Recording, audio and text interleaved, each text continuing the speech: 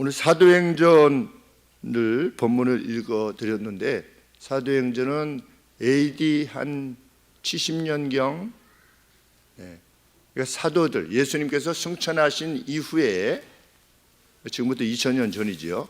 예수님이 태어나신 시간을 제로 시간으로 하면 우리가 BC라고 보통 말하는데 Before Christ죠. 그리고 AD 아도 도미네 그래가지고서 예수님 뒤에, 주님 뒤에 이렇게 하는데, 한 70년 이후에 우리 사도 바울 일행을 수행했던 의사였던 누가라고 하는 분이 이제 전편에는 누가복음을 기술했고 이후에는 사도행전을 기록함으로 복음이 초기에 어떻게 전파되었는가를 기술한 내용이, 역사적으로 기술한 내용이 사도행전입니다. 우리는 사도행전의 기술을 통해서 부활 승천하신 후에 교회가 무엇을 중심으로 그 생명력을 이어왔는가, 그리고 오늘까지 2000년간 이어오게 되었는가를 확인하게 됩니다. 교회의 생명력, 교회가 지닌 생명력의 원천이 과연 무엇이었느냐? 그 생명력의 원천은 뭐냐? 그들이 보았던 부활이었다 이겁니다. 그들이 보았던 부활이었다. 예수님의 부활을 그들이 보았다. 이것이 교회의 생명력의 원천이다 라고 하는 것이 사도행전의 내용입니다. 본 것만큼 확실한 것이 없습니다. 그래서 제가 나는 이전에 무엇을 보고 그것을 증언할 수 있을까 이렇게 생각해 보니까, 예전에 제가 1978년에 국군의 날 행사를 하다가 팬텀기가 추락을 했습니다.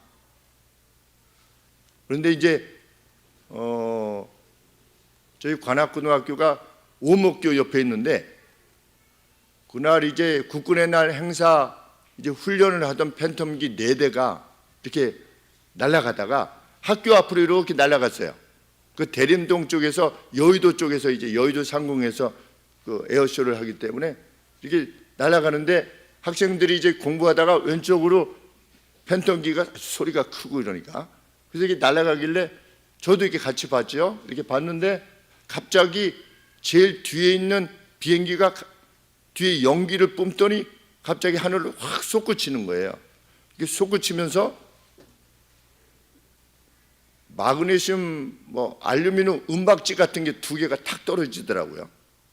그래서 이게 뭔가 이제 고개를 하나보다 제가 이렇게 생각을 하고 이제 다시 수업을 들으려고 하는데, 갑자기 전교생들이 와 이렇게 하는 거예요. 전교생이, 그때 한 학년이 1000명이었으니까 3000명이 와 이러니까 그 소리가 이게 들리는데, 그래서 왜 하니까 전부 다 창문으로 이렇게 몰렸죠. 학생들이 보니까 팬텀기가 추락하는 거예요. 그 팬텀기가 추락을 하는데 저기 영등포 쪽으로 떨어진 거예요, 팬텀기가.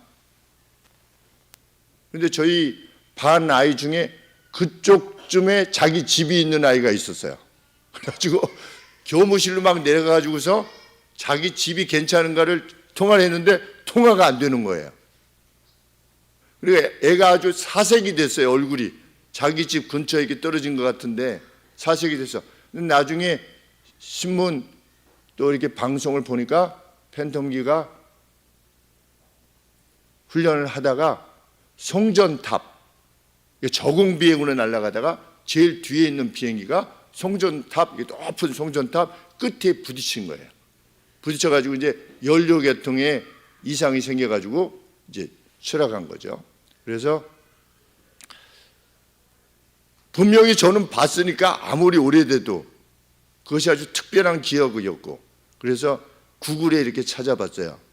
팬텀기 국군의 날 행사 중 추락 이렇게 몇 글자에 이제 검색어를 치니까 누군가 그때 기사를 올려놨는데 팬텀기 추락하는 장면까지 누가 사진으로 이렇게 찍어서, 그리고 폭발하는 장면까지 연료가 하는 것을 이렇게 올렸는데, 그 3,000명 그 친구들에게 물어보면 그때 다 같이 기억하는 거죠. 친구들한테, 야 그때 우리 팬텀기 떨어져서 그렇게 이렇게 됐잖아. 뭐 그랬지. 각각 자기들이 본 것을 증언합니다. 부활이 어땠다? 부활이 그러하다. 그래서 사도 바울은 고린도전서 15장 6절에서 무엇이라고 말했냐면 500명이 일시에 보았다. 저는 3,000명이 보았는데 예수님의 부활은 500명이 일시에 보았는데, 내가 고린도서를 기록하고 있는 이 시간도 그 중에 태반이나 살아있다. 그러니까 반 이상이 살아있다는 겁니다. 반 이상이 예수님의 부활에 대해서 증언해 줄 수 있다. 교회의 생명력은 무엇에 있느냐? 어떤 윤리, 뭐 남을 사랑해라, 원수를 용서해라. 사람들은 교회를 이해할 때 그런 신앙 공동체로 이해를 하지요. 좀 더 착한 사람이 되게 하려고 하는 그런 사람들이 모이는 것이다. 그렇지만 교회의 생명력은 무엇이다? 부활을 보았던 그 목격자들의 증언, 그 증언을 위해서 교회가 존재하는 겁니다. 오늘 하늘소망교회의 존재 목적 자체도 그러하고 생명력도 그러합니다. 예수님이 부활하셨다고 하는 것, 그 증언을 연이어서 우리도 증언하는 것, 그것이 교회가 지닌 생명력입니다. 사흘 만에 살아나사 그 외 500여 형제에게 일시에 보이셨나니 그 중에 지금까지 태반이나 살아있다. 그러면 성경은 성경이라 할지라도 성경 뒤에 교회는 어떻게 했는가? 그래서 제가 오늘 여기다가 이렇게 실어놓은 겁니다. 이 칼럼에. 순교자 저스틴이라고 하는 분이 주 90년부터 165년까지, 출생연대는 분명하지는 않습니다. 그런데 주후 90년, 그러니까 예수님이 승천하신 뒤에 약 60년 뒤에 출생해서 165년까지 살았던 초대교회 교부입니다.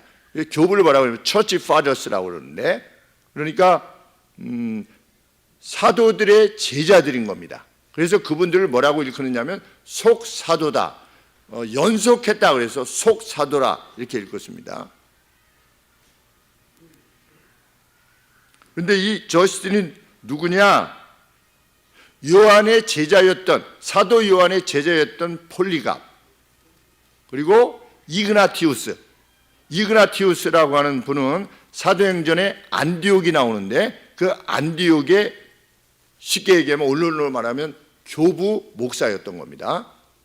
폴리갑, 이그나티우스 둘 다 순교했습니다. 근데 같은 시대의 사람입니다. 누가? 이 저스틴이. 근데 이 저스틴이 부활에 대해서 이렇게 논증하고 있는 것입니다. 우리가 쉽게 말씀드리면, 간략하게 말씀드리면, 부활을 못 믿는다고 사람이, 가령 예를 들면 어떤 씨앗이라고 표현을 썼습니다. 그때는 뭐 정자, 난자에 대한 이해가 없었겠죠. 근데 사람의 씨앗이 누군가 사람의 씨앗을 놓고 이게 나중에 사람이 되는 거다, 이렇게 말한다면, 우리는 난자와 정자가 만나가지고서 사람이 된다는 걸 알잖아요. 근데 가령 그런 이해가 전혀 없는 그 누가 난자와 정자를 이렇게 놓고 이게 같이 이렇게 합해서 사람이 되는 거야 이러면 누가 믿겠냐는 거예요. 아무도 안 믿을 거라는 겁니다. 그것처럼 부활에 대해서도 부활을 보지 않았다면 누구도 부활을 믿을 수가 없는 것이 맞다는 거죠. 그렇다면 왜 우리가 부활을 증언하느냐? 우리는 보았기 때문이라는 겁니다.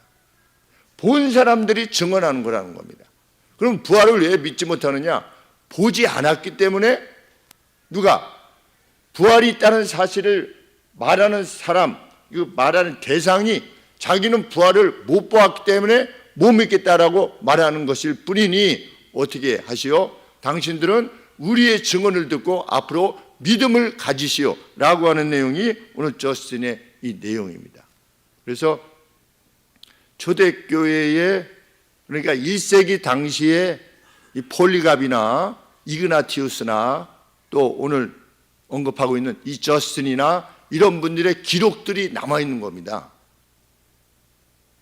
책이 이렇게 두꺼운 책들이 여러 권 이렇게 돼서 제가 이제 그 미시간에 있을 때 어드만사에 가서 그 책을 샀는데 아주 싸게 샀어요. 300불에 55권 정도 되는 건데 요새는 어떤 궁금함이 더 있게 되냐면 1세기 당시에 사도들의 그 제자들이 하신 말씀은 무슨 말씀이었는가? 왜냐하면 대체적으로 그냥 우리가 성경만 가지고 논하지 그분들의 어떤 기록 내용은 접할 기회가 많이 적으니까 그분들은 과연 무엇 때문에 무엇을 증언하면서 순교했는가를 할 때 이 저스틴의 내용이 그 중에 하나인 것입니다. 우리의 신앙은 분명한 증언 위에 서 있다는 겁니다. 사도 바울도 언급하듯이 누가 자기의 생명을 아깝게 여기지 않는 사람이 누가 있냐는 거죠. 누가 거짓을 위해 자기 생명을 바치냐는 것이죠. 부활이 없다면 사도 바울도 내가 에베소에서 왜 맹수와 맞닥뜨려야만 하겠는가?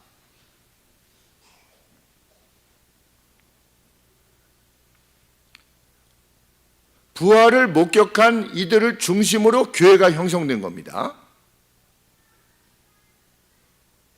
그래서 이후에 교회는 예수 그리스도의 부활을 증거하기 위해서 그 어떤 희생도 감수하는 그런 신앙 공동체가 되었습니다.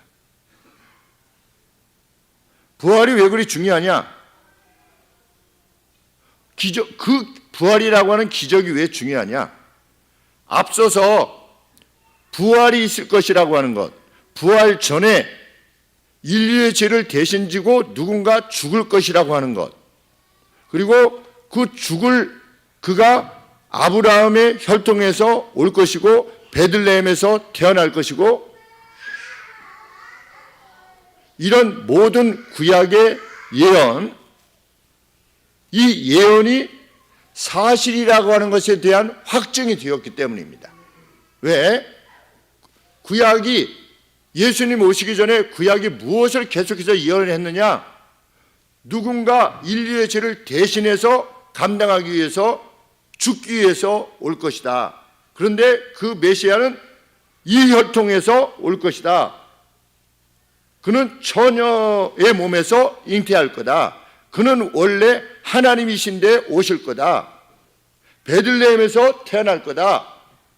이런 식으로 구약의 예언이 쭉 이루어졌는데 오신 예수라고 하는 분이 그 구약의 예언을 논하면서 내가 바로 그다.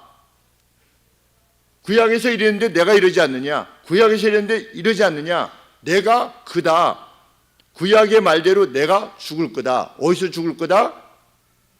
십자가에서 죽을 거다. 나는 들려서 죽을 거다. 그래서 너희의 죄를 대신 감당하게 될 거다. 누가 나를 죽일 거다? 먼저는 제장과 서유관들이 나를 괴롭게 할 거다. 그 다음에 이방인인 로마 병사들에게 넘길 거다. 근데 그 병사들이 어떻게 될 거다? 내가 십자가에 달리고 나면 내 옷을 어떻게 할 거다? 나눌 것이고 이 튜닉은 제비를 뽑을 것이다. 그 다음에 내가 어떻게 할 거다? 3일 뒤에 죽은 다음에 죽는데 어디서 죽을 거다? 십자가에서 죽은 다음에 악인의 무덤에 장사될 것으로 이렇게 할당되었는데도 불구하고 의인의 무덤에 장사 지낼 거다. 그래서 나중에 누구의 무덤에 장사 지냈다고요? 아리마대 요셉이라고 하는 부자 의인의 장사 된 것이죠. 장사 된 다음에 어떻게 될 거다? 3일 만에 부활할 거다. 내가 너희들보다 먼저 갈릴리로 갈 거다. 거기서 만나자라고 했는데 예수님이 부활하셔서 어디서 만난 겁니까? 갈릴리에서 만난 겁니다. 그러면 이 부활이라는 것 자체도 기적이지만 이 기적이 가능케 되기까지의 그 모든 과정, 이 과정을 이끄시는 구약 아브라함, 예수님으로부터도 2000년 전에 아브라함에게 약속하신 그 약속을 이루신 신이 살아계시다고 하는 증거가 아니겠느냐.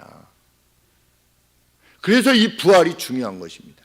승천보다 부활이 더 중요했던 겁니다. 왜? 거기까지 구약이 예언하고 있으니까. 신이 살아계시다. 얼마나 복된 소식입니까? 굿뉴스지요. 예수님이 우리를 위해서 대신 죽으셨다라고 하는 것을 믿음으로 받아들이게 하는 더 큰 진리는 무엇입니까? 그것을 가능케 한 신이 살아계시다. 이것입니다. 이것만큼 우리에게 소망을 주는 선언이 없는 것이죠. 신이 정말 살아계시다. 그 신이 지금 동물과 식물을 주관하고 계시다. 온 우주를 주관하고 계시다. 무엇으로 입증했다? 약속하시고 예언하시고 예수 그리스도의 부활로 입증했다. 우리는 보았다는 겁니다. 그래서 우리는 그 믿음을 위해서 죽기도 마다하지 않는다는 것이죠. 그래서 사도행전의 내용을 보면 무엇을 증언했느냐? 그리스도의 부활을 증언한 겁니다. 그리스도의 부활이 무엇을 의미하기에? 우리의 부활도 의미하기에.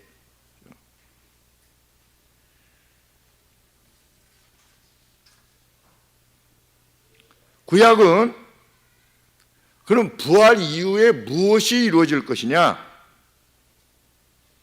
이사야서 9장 6절 7절에 제가 짧게 인용하면 이렇습니다. 전능하신 하나님이라 영존하시는 아버지라 평강의 왕이라 불릴 분이 오셔서, 실제로는 예수님이 영존하시는 아버지인 거예요. 근데 그런 분이 오실 것이다. 다윗의 보좌에 앉으사 다윗에게 말씀하신 영원한 왕권을 지니시고 그분의 나라를 굳게 세우고 지금 이후 영원토록 공평과 정의로 그것을 보존하실 것이다. 달리 말하면 예수님이 십자가에서 우리 죄를 위해서 대신 죽으시고 부활하시고 승천하신 것으로 끝나는 것이 아니라 공평과 정의로 영원토록 그분이 세우신 나라를 보존하실 것이다. 이것이 초대교회 성도들의 소망이었던 겁니다. 예수님이 우리 죄를 위해서 대신 죽으셨어. 죄에 대한 벌을 대신 받으셨어. 끝! 이게 아니고 그분이 이루실 하나님의 나라, 그 하나님의 나라를 영원토록 다스리실 것이다. 이렇게 구약에서 예언되어져 있는데 그 예언이 이제 남아있는 거죠. 그것이 우리들의 시대에도 남아있는 겁니다. 1세기 당시의 성도들은 이렇게 본 거고 우리는 2000년 뒤에 이렇게 보고 있는 겁니다. 그것이 오늘 우리 교회입니다. 그래서 사도들을 비롯해서 주님의 승천 이후에 이 부활에 대한 증언을 통해서 사람들을 죄와 사망으로부터 그 저주로부터 건져내기 위해서 구원의 방주에 승선시키는 일에 온 힘을 다했던 겁니다. 교회들이 승선시키는 겁니다. 왜? 그냥 놔두면 노아의 홍수 때 다 죽었던 것처럼 다 죽을 것이니 어떻게 하는 겁니까? 구원의 방주에 승선시키는 일에 온 교회가 2000년 동안 지금까지 역사해 온 것입니다. 희생과 헌신을 아깝게 여기지 않게 된 것입니다. 그래서 오늘 문자, 용자, 애자 우리 어르신께서 이렇게 오시게 된 이유가 뭐냐? 왜 이미화 성도님께서 이게 교회를 같이 가자라고 하시느냐? 교회 가면 착한 사람들이 많이 있어요. 이게 아니고 같이 하나님을 섬겨서 이 구원에 같이 승선하시자 이겁니다. 구원의 노아의 방주에 실린 사람이 8명이 살아났듯이 같이 그 천국에 이르시자라고 하기 위해서 이렇게 요청을 드린 것입니다. 그리고 우리 이미화 성도님이 구원을 얻기 위해서 수년간 우리 유민홍 권사님께서 앞집에서 사랑을 보내신 거죠.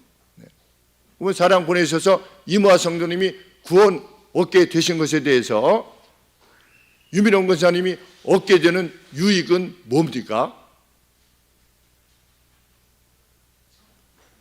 천국에서 상급이, 그렇죠. 천국에서 상급이.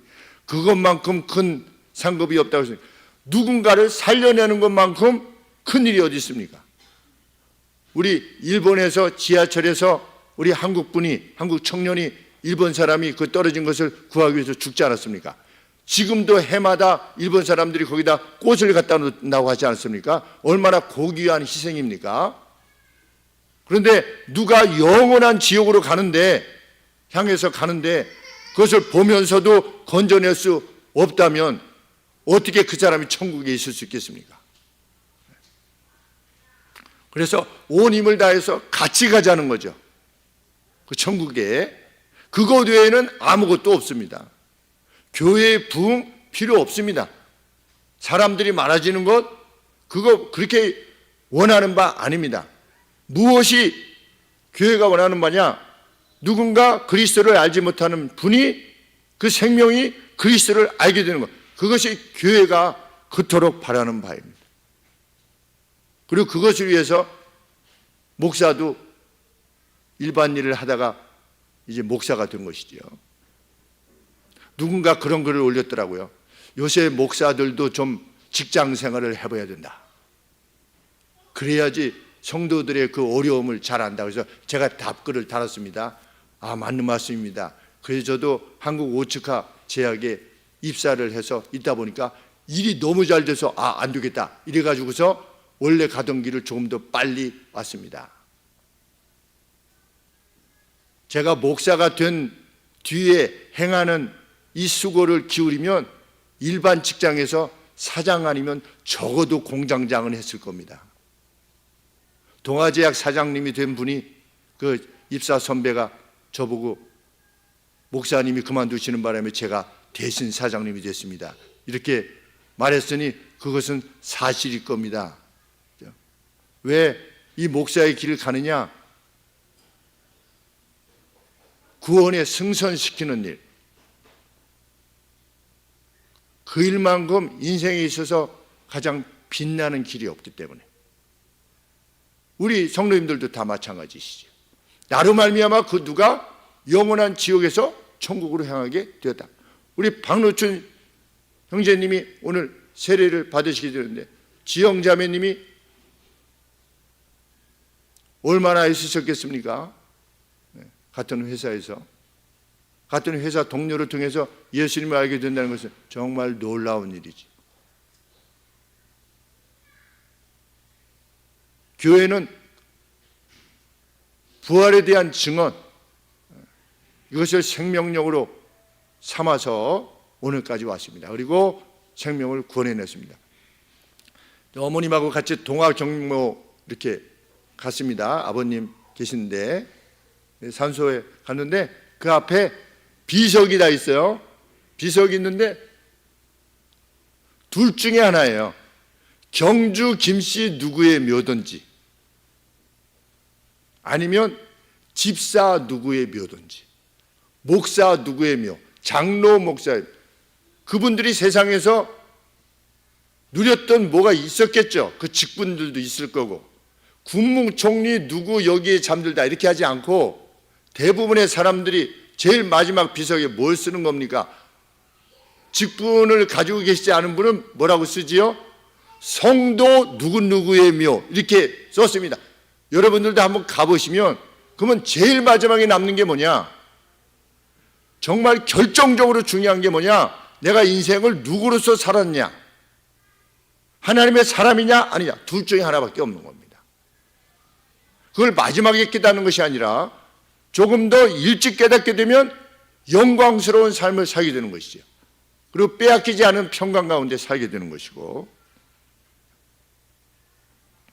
그래서 교회가 제일 먼저 했던 게 뭐냐? 예수님의 제자들과 예수님과 함께 다녔던 마띠아로 하여금 사도로 삼은 겁니다. 사도로 삼은, 그러니까 가룟 유다가 예수님을 배반해서 이제 자살해서 죽었죠. 자기를 죽었습니다. 죽은 다음에 교회가 제일 먼저 하는 것이 무엇이냐?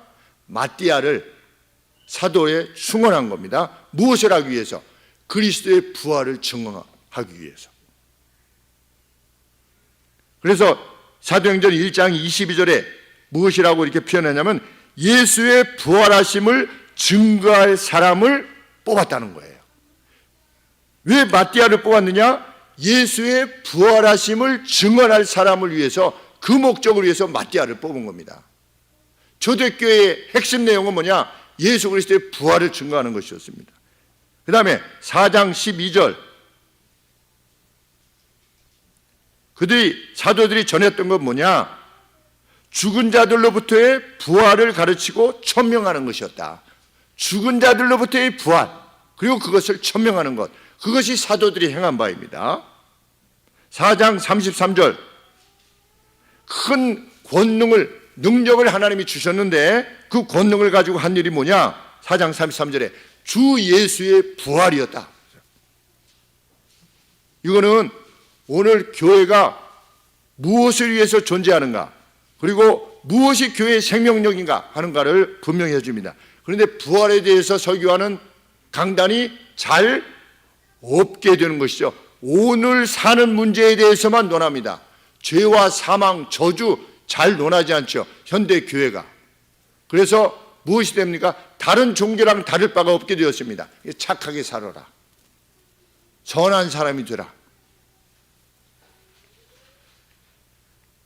오늘 읽어드린 이 본문 내용에서도 보면 이 사도 바울은 예수님을 믿는 사람들을 핍박했다가 부활하신 주님을 만나서 예수님의 사도가 되었습니다. 부르심을 받았습니다. 그래서 먼저 어디서 전했느냐? 지금의 그리스의 데살로니가에 대해서 3번의 안식일을 통해서 무엇을 전했느냐? 메시아의 고난과 예수님의 고난과 부활에 대한 구약의 예언이 어떻게 성취되었는가를 데살로니가 사람들에게 전한 겁니다. 하나님이라고 하는 신이 세상의 죄를 대속하기 위해서 메시아를 보낼 것이라고 하셨는데, 그가 고난받고 다시금 부활할 것이라고 그랬는데, 구약에서 그렇게 예언을 했는데 그 구약의 예언이 이렇게 예언이 되어 있지 않느냐? 그런데 이렇게 해서 고난받다가 이렇게 부활하셔서 나한테도 나타나셨다 라고 하는 사실을 전했다는 겁니다. 이것은 뭘 말하느냐? 그분이 이루실 것이라고 하는 영원한 나라가 있다라고 하는, 그것은 증거가 아니고 무엇이겠느냐? 그러니 어떻게 하시오? 당신들도 예수를 믿고 그 구원에 이르시오, 그 나라를 준비하시오 라고 하는 것을 데살로니가에서 전했다는 것이죠. 이후에 아테네로 갑니다. 바울이 아테네로 가서 무엇을 전했습니까? 17장 31절,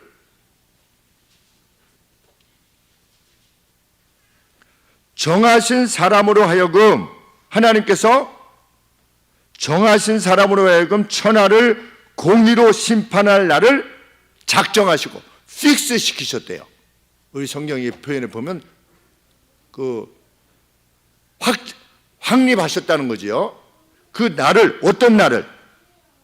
정하신 사람으로 하여금 천하를 공의로 심판하실 날을 픽스 시키시고, 그러한 사실을 어떻게 확증하셨느냐? 저를 죽은 자 가운데서 다시 살리신 것을 통해서, 예수 그리스도를 다시 살리심으로 무엇을 확정하셨다는 겁니까? 천하를 공의로 심판하실 날이 있다라고 하는 사실을 확증하셨다는 겁니다. 이것을 전한 겁니다. 모든 사람에게 믿을 만한 증거를 주셨다. 무엇으로? 예수 그리스도의 부활로. 부활이 없다면 예수님은 그냥 4대 성인, 그냥 개혁자, 끝날 분이었죠. 이렇게 세상을 가난한 자를 불쌍히 여기고 연약한 자를 불쌍한 자로 여겼는데 그렇게 성공하지 못하고 돌아가셨구나 라고 하는 4대 성인으로 남을지 모르겠지만 부활로 증거하셨다는 겁니다. 확증시키셨다. 그래서 부활이 그토록 중요한 것입니다. 아직도 부활 모르는 사람들 많습니다. 부활주의. 우리 일반 사람들이 부활주일 정도는 알 것 같이 생각하시지 않습니까? 그래서 어제 부활절 그 달걀을 가지고 갔습니다. 축구 우리 동아리한테 한 25명 정도 나오니까 50개 삶아가지고 거기다가 이제 부활주일에서 부활절 달걀이라고 이렇게 가지고 갔어요. 그랬더니 저를 만나시면 목사님 오셨습니까? 하시는 분이 계세요. 네. 그러니까 그러면서 뭐라고 하시냐면 부활이 뭐야? 이러시더라고요. 63세예요. 재는 나이로 63세인데 부활이 뭔지 몰라요. 우리는 다 알 것 같지 않습니까? 못 들은 거예요. 그래서 제가 금주에 부활에 대해서 문서를 만들어 가지고 그 형제를 그 분을 갖다 주려고 그래요. 기독교에서 말하는 부활은 이렇습니다. 왜? 저희 할머니도 불교 열심히 섬기시다가 예수님을 믿으시게 됐으니까 자살하시려고 하다가 이러한 세상, 이런 고통스러운 세상은 내가 차라리 죽는 것이 더 낫겠다. 그래서 30대 초반에 강경에서 이렇게 강물에 하시려고 하다가 예수님 믿는 사람이 동네에 자기보다 당신보다 더 어려운 분이 그냥 그 어려운 상황 가운데서 그냥 하하오 기쁘게 사시는 모습을 보고 예수님을 믿게 돼서 내 저기 교회 한 번은 들어가다 죽어야 되겠다 라고 들어오시다가 예수님을 믿게 됐는데 이후에 10년 동안의 새벽 기도를 하신 겁니다. 10년 동안 새벽 기도 하시면서 무엇을 기도했느냐? 어머니, 저를 지으신 어머니를 위해서 기도하신 거예요. 저를 지으신 어머니가 함께 예수님을 믿게 해주세요. 저희 외증주 할머니시죠. 그래서 외증주 할머님이 결국 예수님을 믿고 돌아가셨어요. 그러니 저한테 이렇게 하시는 분도 예수님을 믿을 수 있는 기회가 주어져야죠. 제가 어수웅 집사님이라는 분이 계시는데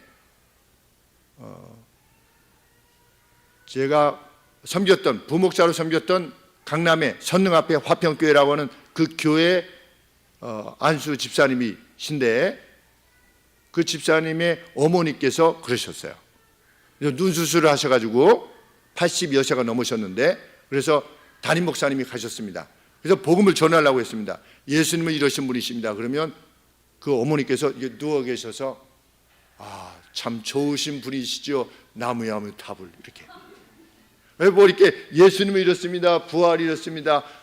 그러시지요. 나무야무 탑을 이렇게 계속 그러시니까 우리 안만수 목사님이 전하시다가 도저히 안 되겠다 이렇게 싶으셨는지 그래서 여간에 이렇게 해서 나왔어요. 그리고 제가 그리고 나서 바로 유학을 가게 된 겁니다. 3년 뒤에 돌아왔더니 오집사님 어머님이 돌아가셨다는 거예요. 그래서 어떻게 하죠? 근데 믿고 돌아가셨다는 거예요.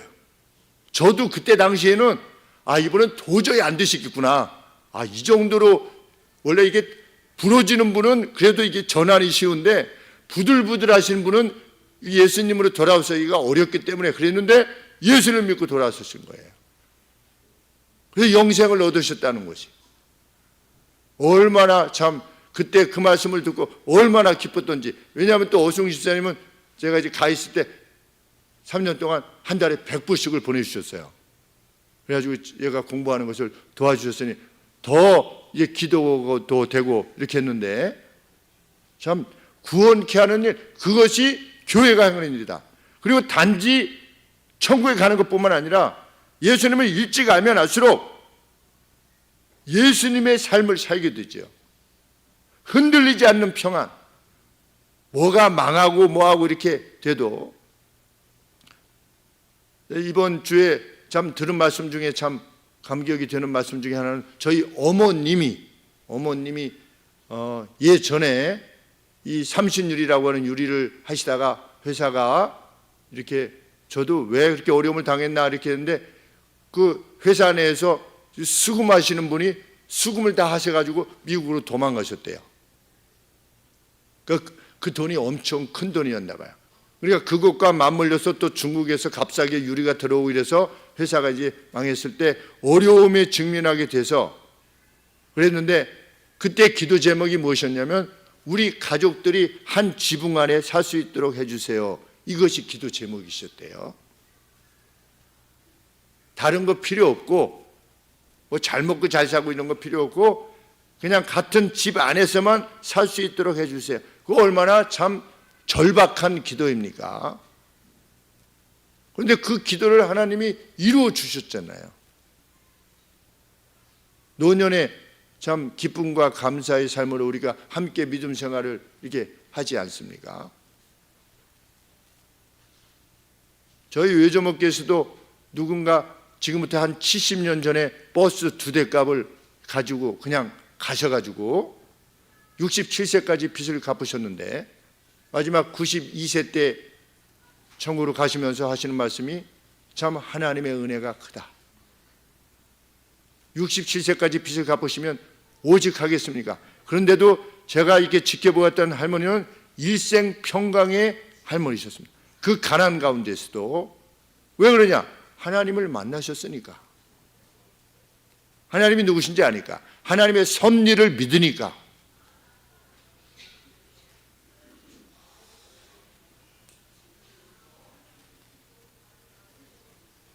사도 바울은 예수 그리스도의 부활은 무엇을 보증하는 거다? 우리의 부활을 보증하는 것이다. 그래서 고린도전서 15장 13절에서 죽은 자의 부활이 없다면 그리스도께서도 일어나지 않으셨을 것이다.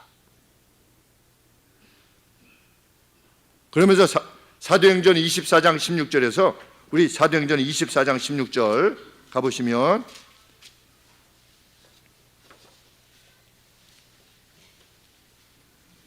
사도 바울이 이렇게 언급합니다. 15절부터 봉독하겠습니다. 24장 15절. 저희의 기다리는 바 하나님께 향한 소망을 나도 가졌으니 곧 의인과 악인의 부활이 있으리라 함이라. 이것을 인하여 나도 하나님과 사람을 대하여 항상 양심의 거리낌이 없기를 힘쓴다. 왜? 부활 후에 주님을 만날 것이니까. 그래서 하나님과 사람들 앞에 내 양심이 책망할 것이 없는 사람으로서 살아가기를 소원한다. 누가 진짜 선한 사람으로 살아갈 수 있느냐? 신 존재를 인식하는 사람만이 선하게 살아갈 수 있습니다. 나는 법 없이 살아갈 사람이야 라고 생각하는 사람들이 세상 사람들이 다수지요.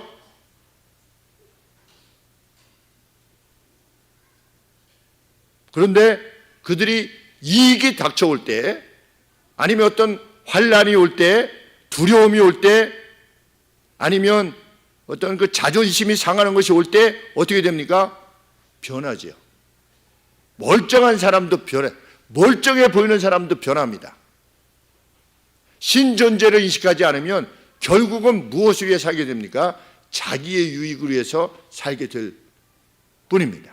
그리고 자기의 유익이라면 그 누구의 아픔에 대해서도 관심하지 않습니다. 제가 지난주에 말씀드렸듯이 우크라이나에서 수많은 사람이 죽고 100만 명 이상이 사상자가 나오고 이란에서도 마찬가지고 이런데 사람들이 슬퍼하지 않아요. 슬퍼하는 게 뭘 슬퍼했다고요? 쓰레기 봉투 대란이 일어날까 봐 그것만 슬퍼하는 겁니다. 그것이 인간입니다. 뭐 뛰어나지 않아요, 우리 인간이. 그러면서도 남을 뭐라고 합니다. 다른 사람을. 신존재가 없는 사람은 그러합니다. 그러나 신인식을 분명히 가진 사람은 어떻습니까? 신 앞에서 행하는 겁니다. 그래서 그것을 코람데오라 그러죠. 하나님 앞에서, 신 앞에서. 우리나라가 정말 세계에 둘도 없는 나라가 될 수 있는 길은 뭐냐? 우리나라 사람들이 하나님이라고 하는 신을 인식해서 그 신 앞에서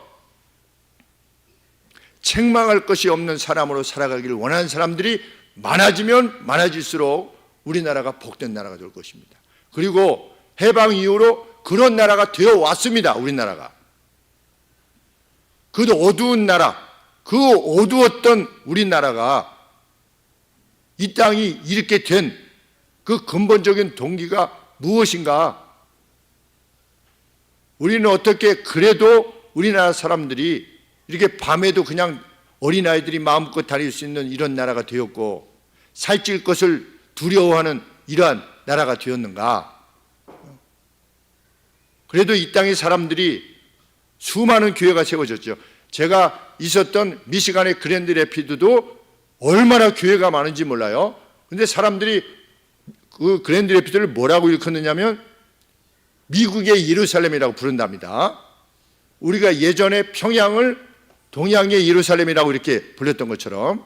근데 그 교회가 그렇게 많고 그 더치 계통의 네덜란드 사람들이 그 이민자들이 이렇게 와가지고 복음을 전하면서 이렇게 사는 것인데 제가 3년 동안 이렇게 지켜보면서 정말 천국 같았어요. 동네 사람들이. 왜 그러냐?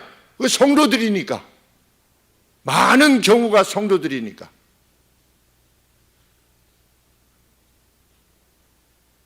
이 땅이 정말 복된 나라가 될 수 있는 길은 뭐냐?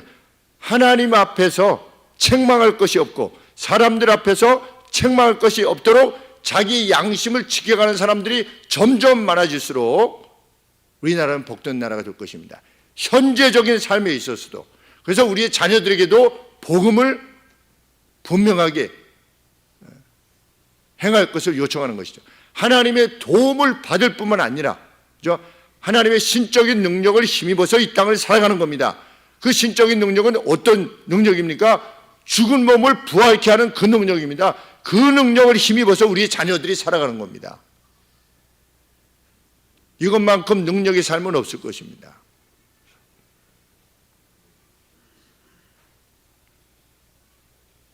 저스틴은 이렇게 증언했습니다. 지옥이란 어떤 것이냐? 악하게 살고 그리스도를 통해 하나님께서 가르쳐 주신 일들이 이루어질 것을 믿지 않는 자들이 벌을 받는 것이다. 다시 한번, 지옥은 어떤 것이다? 악하게 살고, 왜 악하게 사느냐? 그리스도를 통해 하나님께서 가르쳐 주신 일들이 이루어질 것을 믿지 않기에 악하게 사는 겁니다. 훗날 반드시 심판이 있을 것이다 라고 하는 것에 대해서 믿지 않기에 악하게 사는 겁니다. 양심이 뒤틀려도 자기 이익을 쫓아 그냥 가는 겁니다. 자기의 기호를 따라 가는 겁니다. 자기의 성향을 따라 가는 것이죠. 그들이 가서 벌을 받는 것이 지옥이다. 이게 저스틴이 기록해 놓았습니다. 우리는 어떻게 해야 되느냐? 구출해 내야만 됩니다. 자기 죄 때문에 그렇게 가? 안 믿어? 그럼 관둬. 이렇게 하시지 않고 구출해 내야죠.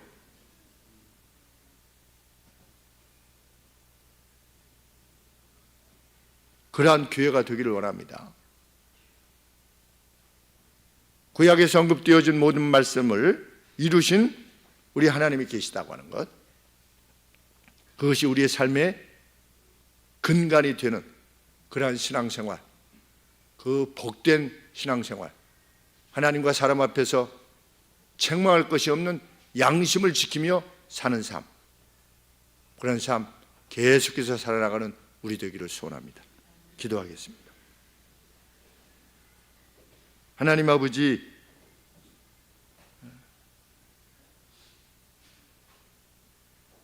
이 복된 소식이 우리에게 전달되기까지 이 땅에서도 수많은 순교가 있었습니다. 조선시대 때도 있었고 6.25 때도 있었습니다. 일제시대 때도 있었습니다. 무수한 분들이, 믿음의 선전들이 고문당하고 죽임을 당했습니다. 그 결과 하나님, 이 복된 소식이 우리에게까지 전달되었고 하나님의 계시의 말씀이, 신의 계시의 말씀이 우리 손에 들려있게 되었습니다. 하나님, 말씀을 깊이 살피는 저희가 되게 하시고 말씀이 우리에게 밝히 드러낸 진리의 말씀을 쫓아 살게 하여 주옵소서. 우리의 모든 죄책이 주님에 의해서 십자가에서 대신 감당되었음을 기뻐하는 이 날이 되게 하여 주시옵시고 훗날 주님께서 다스릴 그 영원한 나라에 우리가 함께 거할 것을 소망하는 그 소망 담은 이들로서 이 땅을 살게 하여 주시옵소서. 예수 그리스도 이름으로 기도합니다. 아멘.